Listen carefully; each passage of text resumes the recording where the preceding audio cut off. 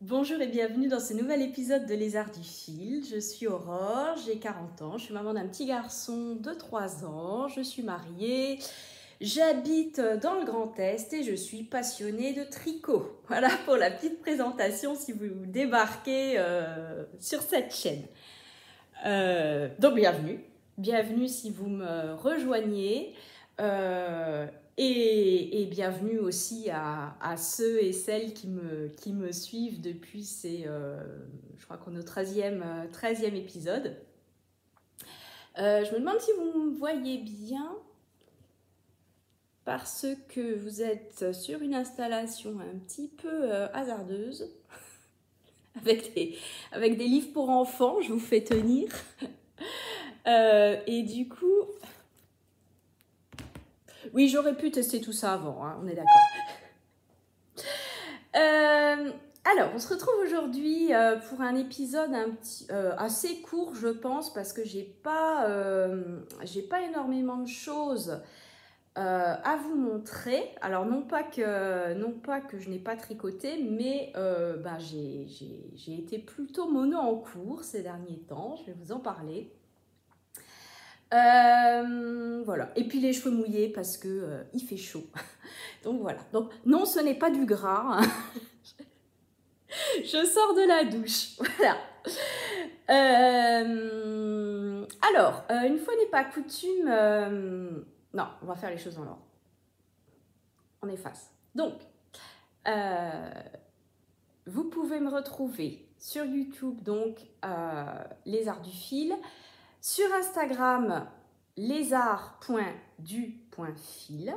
Mon compte est privé parce que dans la vraie vie, je suis prof et j'ai pas envie d'être suivie par mes élèves.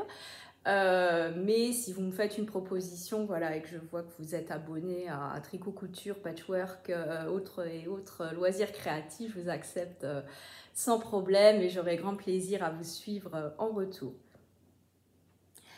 Donc oui, je disais, une fois n'est pas coutume, parce qu'on va aujourd'hui commencer par mon projet en cours. Et ensuite je vous montrerai mon projet terminé et je vous expliquerai pourquoi j'ai choisi de faire ça dans cet ordre. Donc, projet en cours, ben, vous l'avez déjà vu et puis je l'avais mis en pause à un long moment, c'est mon gilet Waldo. Mon gilet Waldo donc de Emma Duché qui est encre violette sur les réseaux. Que j'ai tricoté en cale avec Mélanie de la chaîne des Aiguilles Aventurières. Coucou Mélanie. Vanessa de la chaîne Créanès. Coucou. Et Émilie qui n'a pas de chaîne YouTube mais que je salue quand même si elle passe par là. Alors le Waldo, il a bien avancé. Je vous le montre et ensuite je vous reparle des laines. Il a... Que je fasse... Ah ben non, je peux rien faire tomber. Je peux rien faire tomber parce que j'ai enlevé les aiguilles. Donc il a une manche.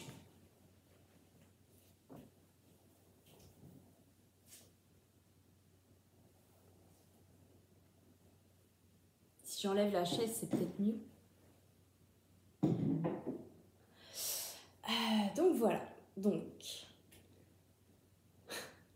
Il a une manche, hein. J'ai bien précisé une manche. Et donc il me restera plus qu'à faire la deuxième manche. Donc le gilet Waldo, c'est un modèle qui se commence par les épaules. Alors je fais tout de mémoire hein, parce que ça fait longtemps.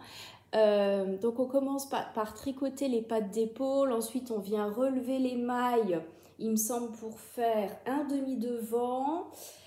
On relève des mailles pour le dos et ensuite on tricote l'autre demi-devant avant de rejoindre le tout. Et donc j'ai suivi le conseil, enfin les conseils je sais pas, mais en tout cas j'ai fait comme Vanessa, voilà, j'ai copié Vanessa, c'est-à-dire que j'ai fait la bande d'encolure avant de faire les manches, je trouvais assez judicieux finalement, parce que ça permet de voir comment comment le gilet va se placer en fait et d'ajuster la longueur des manches. Je me tourne quand même que vous voyez l'arrière.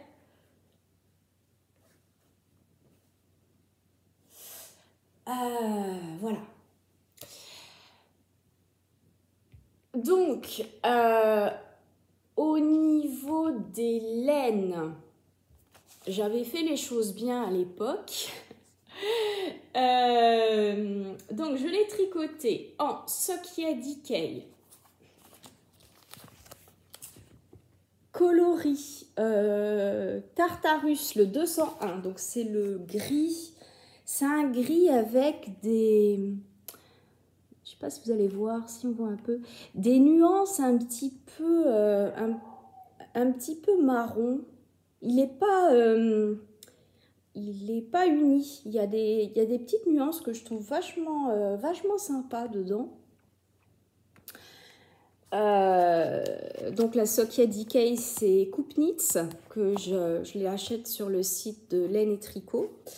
Et ce vert un petit peu qui tire vers le jaune comme ça, c'est le coloris 210 Aecus, toujours donc de la Sokia. Donc la composition, c'est mérino nylon, 75% mérino, 25% nylon et 112 mètres pour 50 grammes. Je l'ai tricoté en aiguille 4,5. Je crois que c'était les aiguilles qu'Emma Duché avait utilisées dans son prototype. Et ça monte assez vite, hein, ça monte assez vite puisque c'est de la DK. Moi qui ai l'habitude de tricoter de la fingering, c'est vrai que ça monte quand même plus vite en DK. Et voilà quoi, petit gilet bien sympa.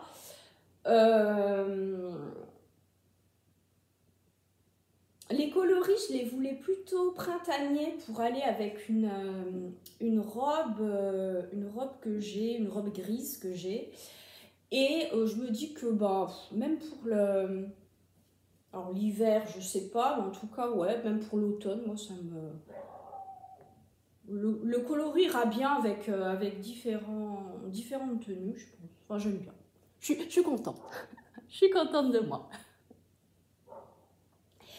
Pour la manche, j'avais suivi le patron et je trouvais qu'au niveau du poignet, il y avait trop de diminution à mon goût. Enfin, c'était trop serré. Et alors, j'en ai parlé aux copines, c'est vraiment moi, parce que pour Mélanie et Vanessa, ça tombait nickel, il n'y avait pas de problème. Hein. C'est par rapport à mes préférences à moi, c'est vrai que j'aime pas avoir la manche trop serrée au niveau du poignet. Donc, alors attendez, je m'assois et je vous reparle du truc.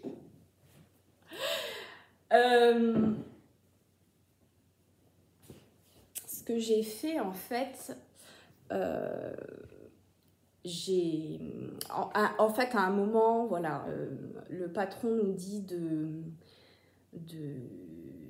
faire 2 mailles ensemble jusqu'à la fin du robe, donc de diminuer finalement le nombre de mailles sur les aiguilles de moitié. Et voilà, moi je trouvais ça trop serré, donc j'ai diminué une maille sur 2. J'ai fait 2 mailles ensemble, tricoter une maille à l'endroit, 2 mailles ensemble, tricoter une maille à l'endroit, etc. pour avoir moitié moins finalement de diminution. Et je trouve, enfin comme ça me convient. Voilà. Et je suis quand même passée à un diamètre d'aiguille inférieur. Pas autant que ce que le patron préconise. Je crois qu'elle préconisait de passer en 3,5. Moi, je suis passée en 3,75. Mais ça, j'ai gardé. Voilà. Voilà. C'est juste que j'ai moins diminué pour que ça s'ajuste à mes préférences. Voilà, donc il reste à faire la deuxième manche identique. Enfin, identique, on espère. C'est toujours la petite surprise, hein. Il y a toujours un truc que je n'ai pas noté. Bon. Mais bon, là, avec avec les rayures, c'est assez facile de faire le même nombre de rangs. Voilà, qu'est-ce que je voulais vous dire d'autre? Est-ce que j'avais autre chose à dire sur le Waldo? Je ne crois pas. Je ne crois pas. J'ai pas mis la date à laquelle je l'avais commencé. Bon, peu importe. Donc voilà, je vous le remontre un petit coup. Ah oui, je lui ai commandé des boutons, je vous ai pas dit. Je vous ai, non, pas à vous. J'ai commandé des boutons pour le Waldo. Alors moi, au niveau des boutons, je suis assez chiante. Non, mais j'aime beaucoup les boutons en bois. Et j'aime quasiment exclusivement en fait les boutons en bois, pour tout dire. Donc j'ai commandé un lot de boutons en bois sur Etsy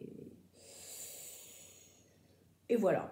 Et je vous les montrerai certainement la prochaine fois quand j'aurai fait ma deuxième manche et que j'aurai mis ces petits boutons en bois.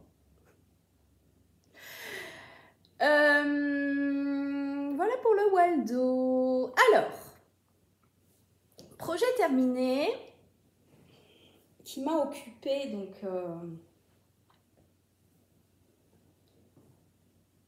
sur lequel j'étais j'ai été mono en cours en fait pendant je sais pas 2-3 semaines. C'est le top que je porte. Alors, je vous dis tout de suite, voilà. Donc le patron que j'ai suivi, c'est le Telesto d'Audrey Borrego, donc Yarnflex. Sauf que je me suis complètement plantée sur la dentelle et je vous le dis tout de suite parce que le Telesto, bah voilà, ce qui caractérise et ce qui fait toute la beauté du design, c'est la dentelle des épaules. Et moi, j'ai fait n'importe quoi. Donc si vous dites, c'est horrible, la dentelle des épaules, elle est horrible. Sur le vrai patron, c'est beau, d'accord. En fait, tout simple, j'ai pas lu mon diagramme, hein, tout simplement, j'ai pas lu les explications. Moi, je suis allée, j'ai foncé tête baissée, ouais, ok, parce que voilà, après c'est le problème, enfin c'est un peu l'écueil quand on a l'habitude de tricoter les patrons d'une créatrice. Moi, je venais de finir le test des chaussettes Loretta pour Audrey. Et donc, du coup, les grilles de dentelle, je me suis dit, ouais, c'est bon, ouais, je sais, ok, ça c'est une maille en verre, ok, maille en verre. Ouais, sauf que maille en verre sur l'endroit, mais maille endroit sur l'envers. Voyez, et c'est le petit... Ouais. Ça, je me suis pas posé la question. J'ai fait, maille en verre, ok. Et pareil pour les mailles endroit. Donc, finalement, la dentelle, c'était pas ça du tout. Non. Je vous montre quand même ce que ça donne, ma dentelle. Alors, ma dentelle, mon design de dentelle. En fait, voilà.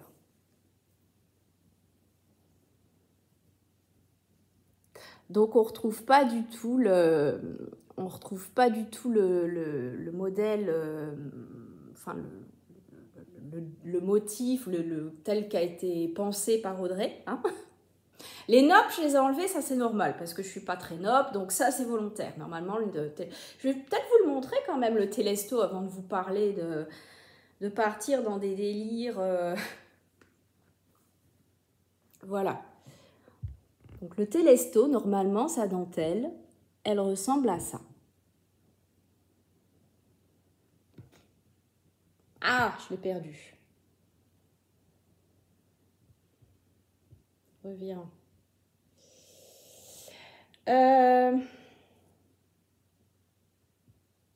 Voilà. Donc moi j'ai enlevé les nopes là, ça c'était volontaire. Pardon pour la manucure dégueulasse. Voilà. Par contre, après, ben, normalement...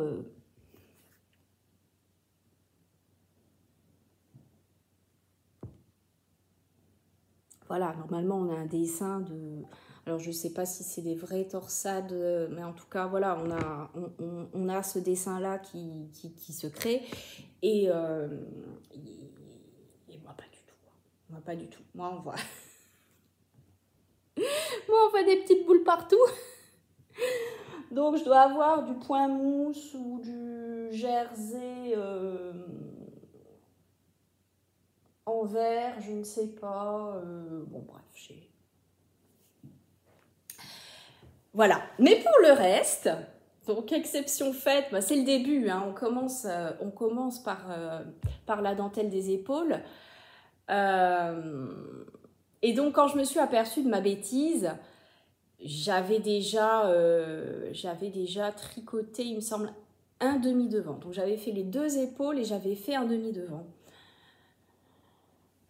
Et voilà, franchement, j'avais pas envie. Surtout que j'ai choisi une fibre, la Sololino, fibre végétale, donc qui est composée de plein de brins. Je me suis dit, si je défais ça, ça risque la fibre, elle risque d'être abîmée. Enfin, et puis la flemme, quoi. La flemme.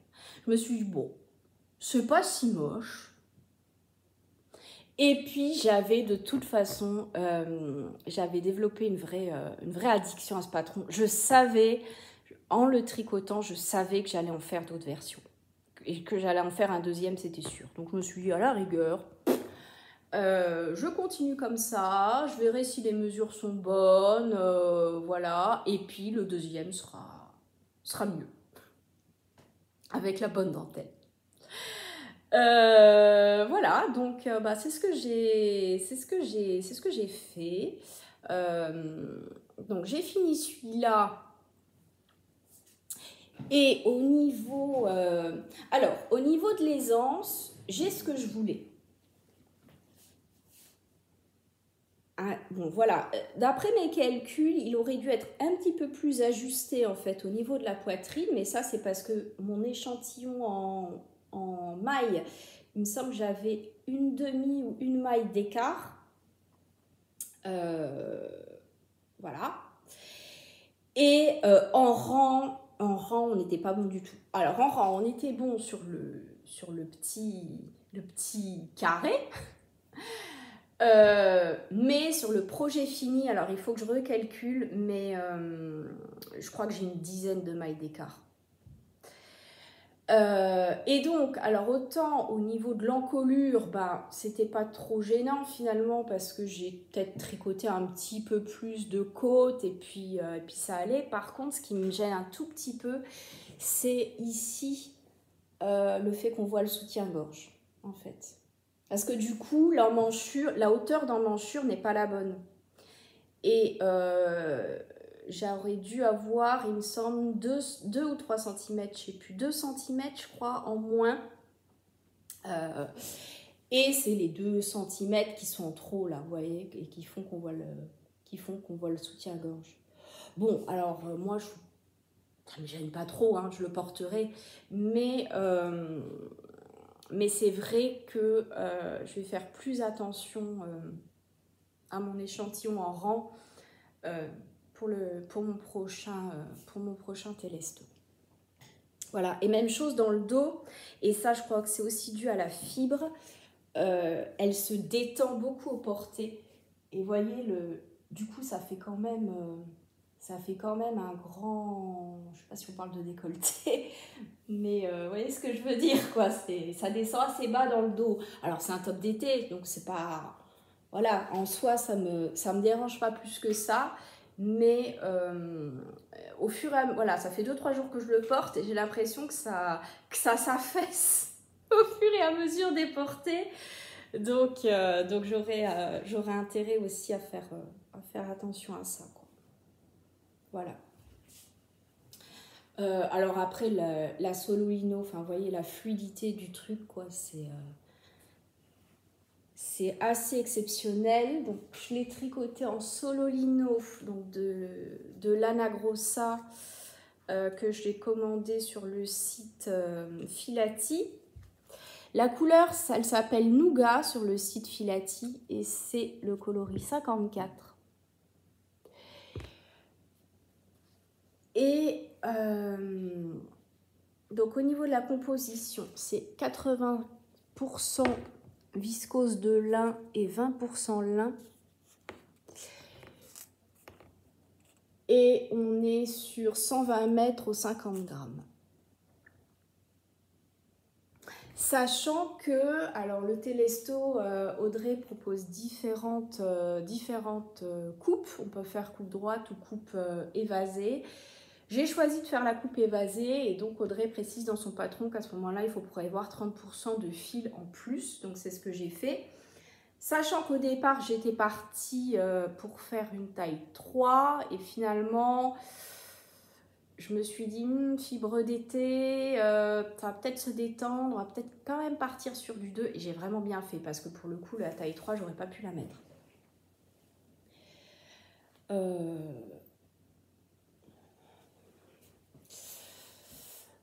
Donc voilà pour mon Telesto, enfin mon premier, parce que je vais en faire un deuxième.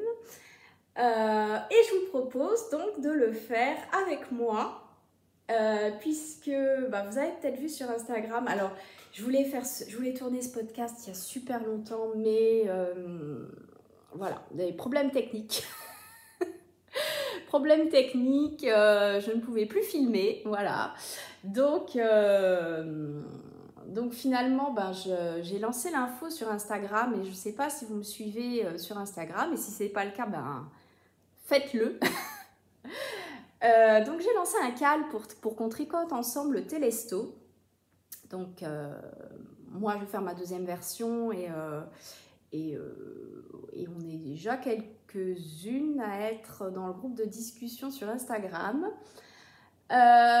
Donc le call commencera le 19 juillet et se terminera le 19 octobre. Alors j'ai volontairement choisi de faire courir ce call sur 3 mois, donc une longue période, pour 2 raisons. Déjà parce que je sais que j'ai des tricopines qui sont overbookées de tricot là et de tests, mais qui aimeraient bien quand même faire le Telesto, n'est-ce pas Mélanie? Donc ils m'ont dit ouais non là je peux pas, j'ai ça à faire, par contre peut-être septembre, voilà. Et elles sont plusieurs dans ce cas à m'avoir dit ouais ça m'intéresse, mais là tout de suite j'ai des tests, je suis engagée sur d'autres projets et voilà je peux pas. Donc mais par contre je recevais régulièrement, je recevais plein de messages. Non, mais j'ai eu 2-3 messages de tricopines ou de tricoteuses qui me suivent, que ce soit sur YouTube ou sur Instagram, et qui m'ont dit « Ah, mais justement, le Telesto, je l'ai dans ma bibliothèque, et justement, je voulais le faire cet été. Est-ce que ça te dirait qu'on vous le fasse en cale ?» Donc, une personne « Oui, bien sûr, et tout. » Et puis une deuxième personne, et là, je me suis dit « Bah mince, pourquoi s'il y a tant de gens qui sont intéressés, pourquoi pas vraiment lancer un call sur Insta et puis voir quoi s'il y a des gens qui sont intéressés. Et donc c'est ce que j'ai fait, hein. Le groupe de discussion est créé sur Instagram, donc si vous voulez vous joindre à nous, envoyez-moi un message sur Instagram. Et puis je vous ajoute au call. Donc première raison, je vous ai dit, je reprends le fil de ma pensée. Première raison qui fait que je l'ai fait durer jusqu'au 19 octobre, c'est pour mes tricopines accro au test. Et puis deuxième raison, le Telesto, si vous avez le patron ou si vous avez déjà un petit peu, si vous connaissez, vous avez regardé, il y a 2 versions en fait. Vous pouvez faire le t-shirt ou vous pouvez faire le pull. Je vous remontre.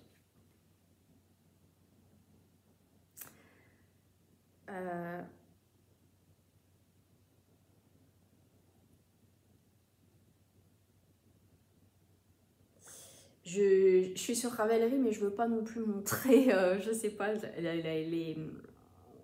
voilà, je ne sais pas si les personnes apprécieraient que je montre leurs photos comme ça. Donc, je vais prendre celle d'Audrey parce que, voilà, Audrey, bah, c'est son design. Donc, la version t-shirt, je vous l'ai montré. Version pull, vous voyez, sur la version pull, en fait, la dentelle se poursuit sur les manches.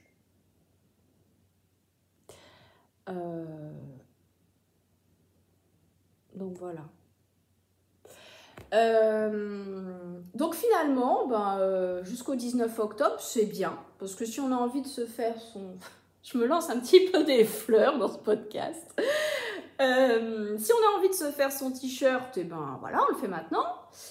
Et puis, ben, si on a plus envie d'un pull ou qu'on n'est pas disponible là maintenant tout de suite, et ben, on peut très bien se faire la version pull pour cet automne. Ou les deux, pourquoi pas. Écoutez. Donc voilà, et donc moi j'ai recommandé de la Sololino parce que vraiment c'est une fibre que j'ai découverte là avec ma première version du Telesto et j'ai adoré. Moi qui ai très facilement des douleurs, je vous en avais déjà parlé, j'ai facilement des douleurs au niveau des poignets, des coudes. Si j'arrête pas de tricoter au moment où je commence à ressentir les douleurs, vous pouvez être sûr que ça va aller jusqu'à l'épaule, ça va envahir tout le bras. Donc c'est ce qui fait notamment pour la petite histoire, allez, je vous raconte ma vie. Ça fait très longtemps en fait que je tricote.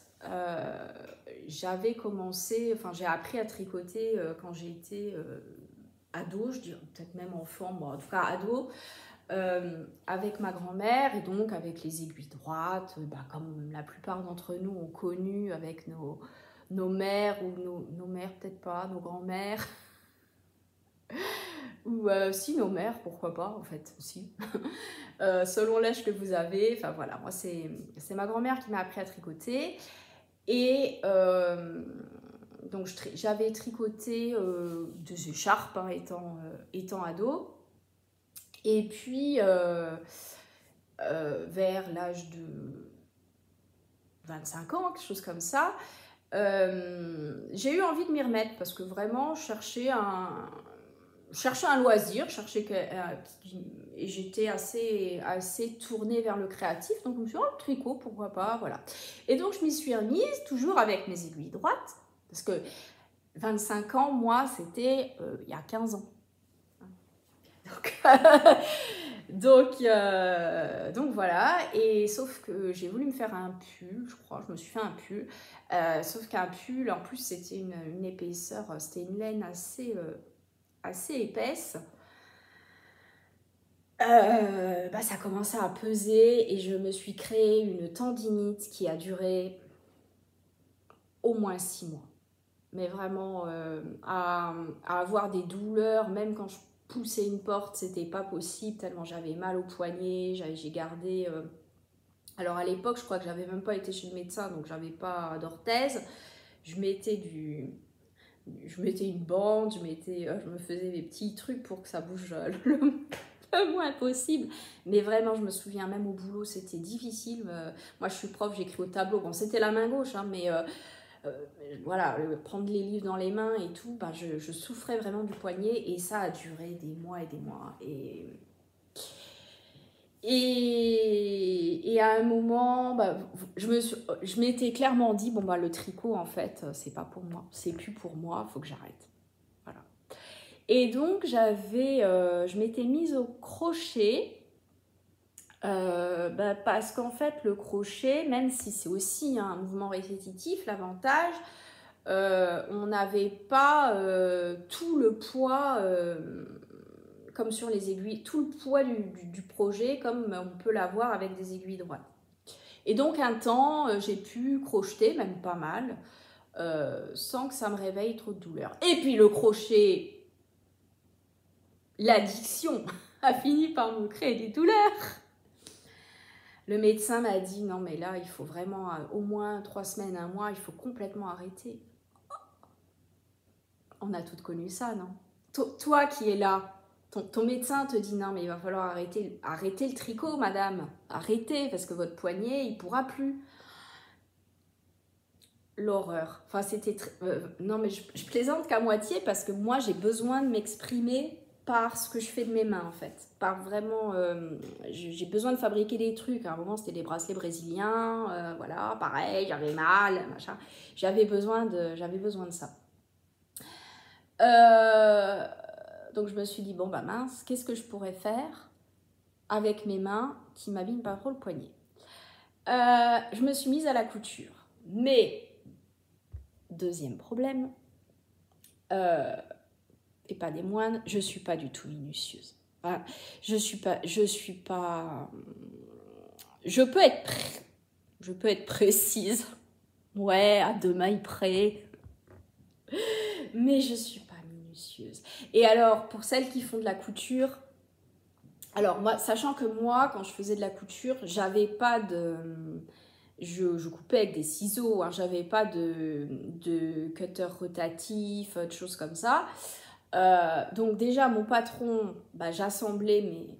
Voilà, je découpais, j'assemblais mes petites feuilles de mon PDF. Alors déjà là, c'était pas toujours scotché bien droit.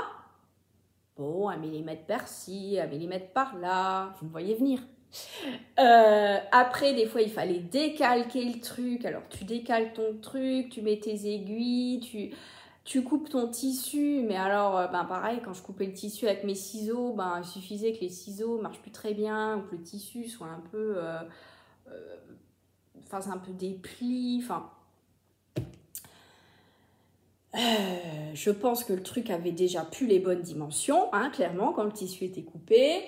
À cela s'ajoute, on vous dit, je sais pas, coudre à 1 cm du bord, et ben moi je faisais 1,2. Et voilà, et toutes ces petites imprécisions multipliées par ben, le nombre d'étapes faisaient qu'à la fin, ben, le vêtement porté, il n'était pas portable. Enfin, clairement, à part un pyjama que j'ai longtemps porté, parce que bah, justement c'était un pyjama. Le reste, voilà. Mais j'aurais adoré, et encore maintenant, j'adorerais pouvoir me faire tous mes vêtements, parce que moi, clairement, la fast fashion, enfin, je boycotte. Donc, j'achète le moins possible de vêtements, mis à part les jeans, les sous-vêtements, ça ouais. Ah si, je m'étais fait des culottes aussi. Je m'étais cousu des culottes aussi. Non, mais voilà, mais j'adorerais ça, vraiment, pouvoir me faire tous mes vêtements. Mais j'ai un souci, quoi. J'aime la couture, mais la couture ne m'aime pas. Non, mais j'aime pas, par contre, le processus. Voilà, j'aime l'objet fini. J'aime l'étape, choisir son tissu, voilà, et pouvoir le porter à la fin. Si je pouvais le porter, j'adorerais ça. Par contre, déjà, je trouve que c'est quelque chose qui est très gourmand en énergie.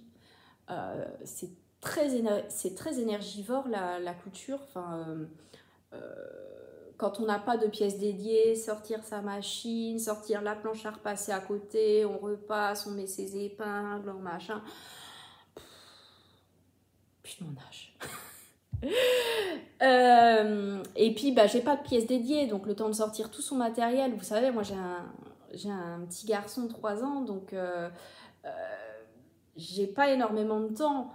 Donc, si je dois sortir le matériel enfin voilà, j'ai fait une couture, la sieste est terminée et c'est fini, quoi. Et sans compter le fait que bah, je suis du genre à faire tomber les épingles, j'ai pas forcément envie qu'ils se blessent avec ça, donc bon, bref. Mais bon, c'est un faux problème, hein. On est d'accord que si je savais coudre et que je pouvais porter mes vêtements, je le ferais certainement avec plaisir et je trouverais le temps et l'énergie. Donc voilà, je sais pas pourquoi, j'avais envie de vous raconter ça. je suis passée à la couture et puis en passant à la couture et en commençant à suivre des chaînes YouTube de couture, ben, à un moment, je suivais la chaîne de Liz Taylor qui, à l'époque, faisait un podcast tricot-couture où elle présentait ses réalisations. Donc, je regardais la partie couture et puis dès que ça arrivait à la partie tricot, j'arrêtais parce que j'étais très frustrée, j'étais très déçue de ne plus pouvoir tricoter. Et un jour, quand j'étais enceinte de mon fils et que j'avais du temps quoi. Je me suis dit, comme elle parlait, elle tricotait à la continentale, au tricot circulaire, tout ça, je me suis dit, mais finalement, peut-être qu'avec des aiguilles circulaires et en tricotant à la continentale, avec des mouvements moins amples, peut-être que je pourrais essayer sans abuser, voilà, je pourrais essayer voir ce que ça donne. Et je me suis commandé comme ça des aiguilles circulaires. Et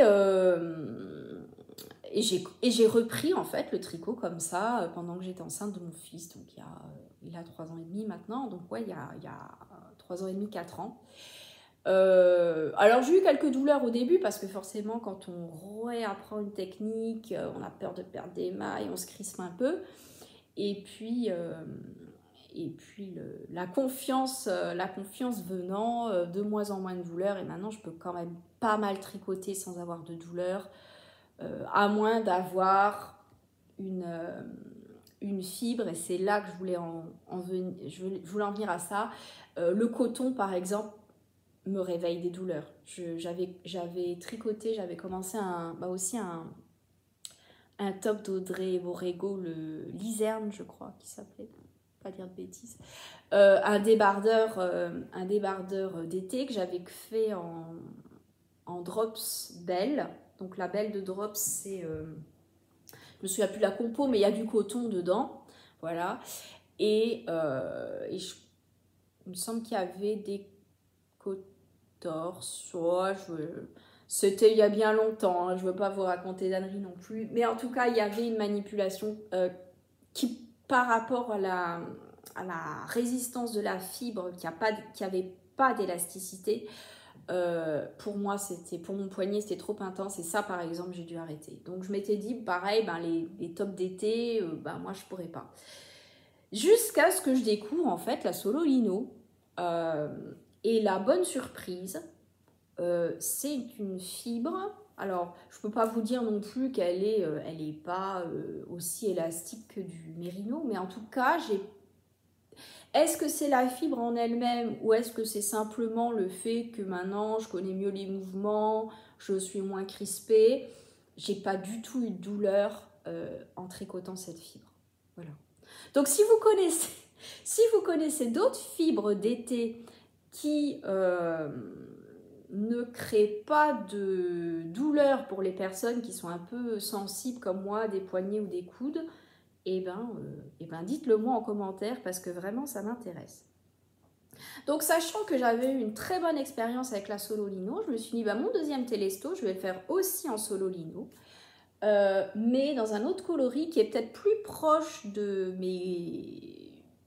de mes goûts, en tout cas de ce vers quoi je me tourne naturellement. C'est ce coloris. Alors il paraît peut-être un petit peu trop bleu. C'est le vert, ils appellent ça vert opale sur le site de Filati. Mais là, vous l'avez un peu trop bleu, je trouve. C'est un vert un peu bleu, c'est vrai, un petit peu teal, mais voilà, c'est la coloris 28.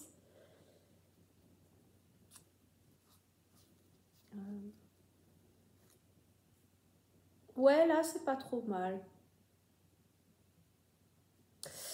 Voilà, donc je me suis recommandée pour ma deuxième version du Télesto, je me suis commandée, du coup je suis partie sur la quantité de la taille 2, qui est la taille que j'ai faite là. Donc ça m'est revenu moins cher, quand même, c'était sympa. Et là, par contre, vous voyez, je vais vraiment faire attention à l'échantillon. Je vais bien recalculer sur celui-là, sur mon projet fini, combien j'ai. Sachant qu'Audrey, Audrey Borrego, qui est juste un amour, m'a dit, mais écoute, moi, j'ai tous les calculs qui sont faits, tu me dis combien tu veux, je te recalcule le rythme des augmentations pour l'encolure en V, voilà. Donc, je pense vraiment que je vais faire ça.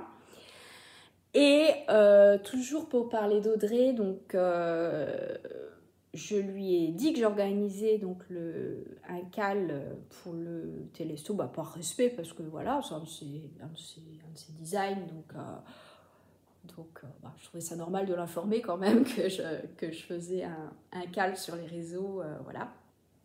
Et non seulement donc elle a fait une mise à jour du patron.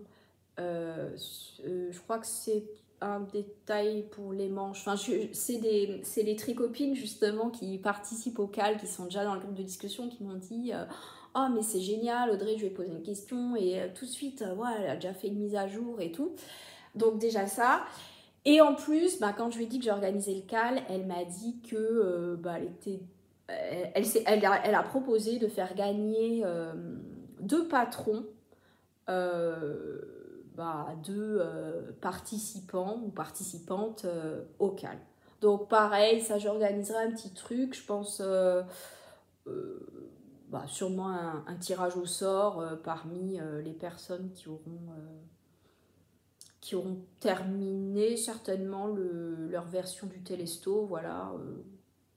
Voilà, à voir, parce que j'ai toujours un concours que j'ai pas encore fait, parce qu'on n'est pas encore aux 1000 abonnés, hein, on est toujours à 930 et quelques. Donc, j'oublie pas, mais Audrey vous fera gagner, si vous participez au cal du Télésto, Audrey fera gagner deux patrons. Voilà.